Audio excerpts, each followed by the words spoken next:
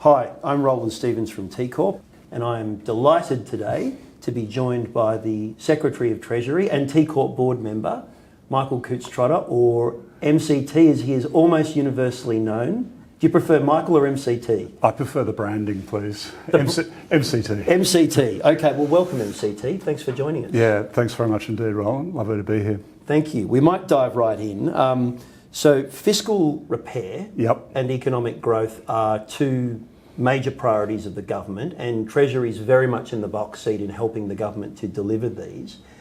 How does Treasury balance these objectives? How does it pursue them and balance them with all of the other many important objectives of government? Yeah, okay. No, first point I should make is our job is to support decision makers rather than strike the balance ourselves. But that is the balance the government's trying to achieve. And I think the two things, fiscal repair on one hand and economic growth on the other, are actually a very complementary objectives at the moment, because what we've seen for the last little while is a degree of imbalance in the state's economy. So household consumption, business investment has been below levels that have been the historical averages. So the aim is to try and rebalance the economy away from government demand, lots of activity pumped into the economy, stepping back, allowing household consumption and particularly business investment to step up. So the extent to which the government's infrastructure program is competing at the edges with the skills needed to deliver housing, we want over time to rebalance that a little bit to allow the private sector to get more access to more resources to drive their own investments, including in housing. Thank you. So it's that balance between public and private, but seeking private as a driver. Yeah, and so for us to do that, that's about maintaining a degree of discipline over the operating expenses of government. And I'll make a little plug here for New South Wales. In the last 2 years, we've had the lowest growth in government operating expenses in Australia. And that's a good thing at a time when we're carrying a lot of debt. So managing our operating expenses and over time gently managing our infrastructure program down to a very healthy but more sustainable level, which we think is around 2% of gross state product. And it peaked at about 3.5%, about 3 or 4 years ago. Well, thank you. So you talk about there's public, there's private. I want to use another P word, and one I think that's dear to many Treasury officials' hearts, which is productivity. We love it. I've heard. We love it. We wake up in the morning, it's the first thing we think about before we start scrolling. And maybe the last thing at the end of the day as well. Absolutely. Fantastic. So could you describe, think about balancing all these factors, could you describe the role of productivity in our living standards and delivery of services, and the role of the state government in promoting productivity? Yeah, no, that's there's a lot to that. Over the long run, productivity is essential if we're to enjoy rising living standards. And what that means for households, of course, is the ability to have wage and salary growth above inflation. That means your standard of living is rising without all of the accompanying economic problems, most particularly inflation. So productivity matters a lot. What can state governments do? Quite a lot. So the essential services we provide are the underpinning, but if you really think about it in the long run, it's the generation or adoption of new ideas that ultimately drives productivity, which in turn drives cost of living. So what can a state government do to facilitate that? New South Wales is a tiny share of the world's population. We punch above our weight in research and development, but we're never going to produce all of the good ideas that we need to drive that productivity. We're going to have to bring them from elsewhere in Australia and elsewhere in the world. So we want a well-educated workforce that can both generate ideas and make good use of them. We need a planning system that enables bright people from Australia and around the world to come together and bounce off one another and spark those ideas or use those ideas, which means functional communities, and particularly for New South Wales, Sydney to be, in the long run, an affordable place to live, which is a lot about planning, land use, the decision making that state government has control of. Big challenge. It's a big challenge.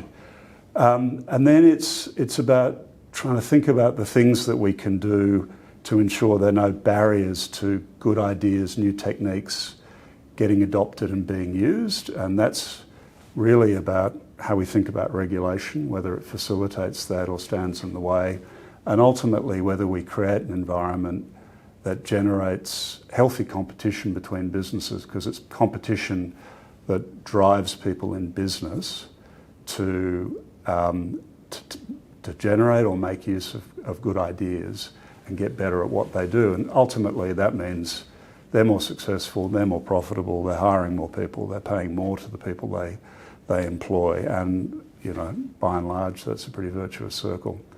So there's a bunch of things we can do. And tax, lastly, just tax.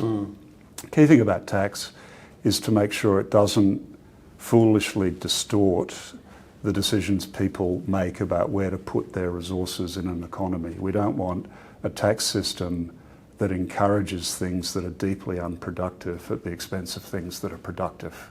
So it's got to adapt to that over time.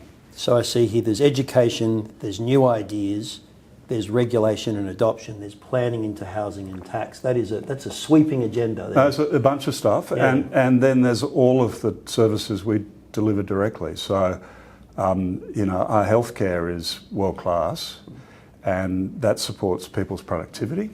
If you're healthy, you can be productive. If you're not, you can't be. But there's also the productivity within our public services. So we're also, from a Treasury perspective, kind of always bringing that lens to the ideas that we see come seeking funding from government. Thank you. Yeah. Might just change gears and go to your role. So you've been in the role now, I think, just over almost 2.5 years. Yeah. How is it? Maybe I'll... Hint for young players: time flies when you're over 50. Well, maybe that half answers the question. Could you tell me how has the role and maybe even Treasury evolved under your leadership? Is that a slow process, a fast process? How does it feel to you? So I think pretty much always the job of leadership in an organisation is building upon the leadership of people who've preceded you. And that's precisely what I've done. I inherited a really, really high-performing organisation, a brilliant bunch of people, a fantastic culture. But it was the first change of government in a long time. And I think one of the hardest things for public sectors to get onto quickly is when governments change, agendas change, and organisations need to change to test, reflect, and then deliver the government's agenda. So I think my job has been largely about leading a brilliant organisation to understand and then help to implement and shape a new government's agenda. Thank you. So our viewership are public servants, employees of state-owned corporations. So It would be remiss of me not to ask a couple of career questions. Given the nature of your career. Now it says in my notes here, you've led, after working obviously with Michael Egan, yes, you've led 8, is that right? 8 departments and agencies? I think I've led 7, but I could have forgotten. Maybe there's one in there. Who knows? Well, and it's quite a range. Yeah. Line agencies, front service provision, central agencies. Yeah. This might be an unfair question. Hopefully I'm not asking you to choose your favourite child, but is there a moment or an initiative, an achievement that stands out for you in your public sector career? Look, it's been a long one. So I've been leading government departments since 2004. So that is, that's a very, very long period of time. I'm still fresh, still got plenty of good ideas and energy. If my treasurer is watching, I hope he is. I hope he is too. Look, some things stand out, but I think the thing that is common to all of my best days at work have been the opportunity that public sector offers us to bring our intelligence, our character, and our effort to bear to do things of consequence for the communities we live in.